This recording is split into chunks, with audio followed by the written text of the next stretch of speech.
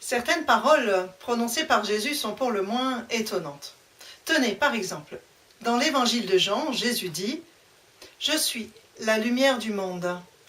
C'est pour un jugement que je suis venu dans le monde, afin que ceux qui sont aveugles voient, et que ceux qui voient deviennent aveugles. » Jésus dit cela juste après avoir guéri un homme aveugle de naissance.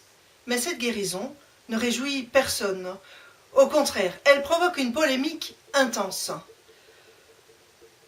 L'aveugle guéri est interrogé, interpellé, pressé de toutes parts. Qui est-il, cet homme qui t'a guéri?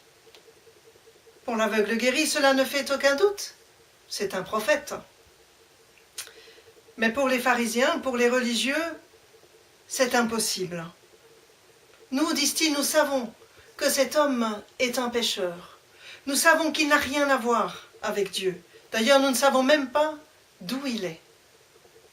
Et au fur et à mesure que l'histoire se déploie, c'est comme si nous assistions à une naissance.